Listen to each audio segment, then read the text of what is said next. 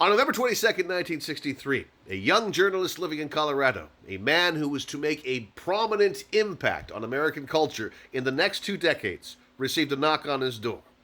John F. Kennedy had been assassinated.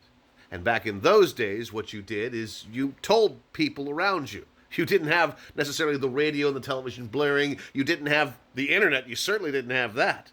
And based off of that news, which was delivered to him personally, this journalist, Hunter S. Thompson, proceeded to sob. Thompson believed that JFK's assassination represented the end of something in America, and this was the first time he ever used the 3 famous words fear and loathing to describe American culture. He understood very well that you needed to form coalitions to fight the rise of Goldwater and Nixon, who were starting to call for violent extremism in American life under the aegis of law and order and authority, ergo fascism. And so, in 1965, Hunter S. Thompson, reporting on the Hells Angels, witnessed the unlikeliest chill session of all time in American life. The filthy outlaws known as the Hells Angels commingling peacefully with the Merry Pranksters, a beat-driven, drug-fueled group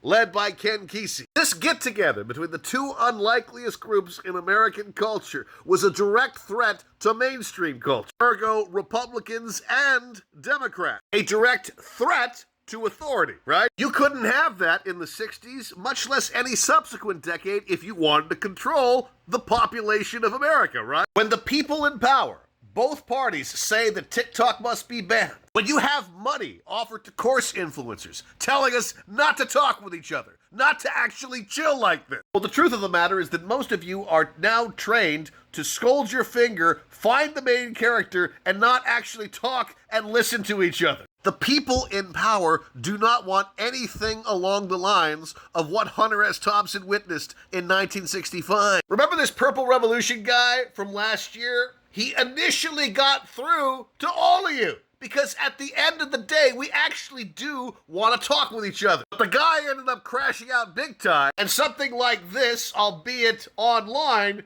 never actually happened. Right now, the biggest threat to the establishment is to build coalition, to build veritable think tanks that, like the Black Panther Party, exist completely outside and independent of the mainstream. This is why the DNC is so desperate to control the dialogue right now. The powers that be do not want today's Merry Pranksters to talk with today's Hells Angels. Because if we did that, we might come up with some decent ideas on how to neutralize their power base.